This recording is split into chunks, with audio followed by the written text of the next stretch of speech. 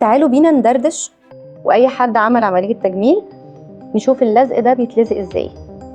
يلا بينا. ودي اول قطعة هنحطها كده. طبعا مش محتاجة اقول لكم عن اهمية اللزق ده. اهميته ان هو بيحد من حجم التورم اللي بيبقى موجود عندنا بعد عملية تجميل الانف، زائد ان هو بيخلي شكل الانف واخد شكل طبيعي وبيرفع الارنبة زي ما انا هوريها لكم دلوقتي.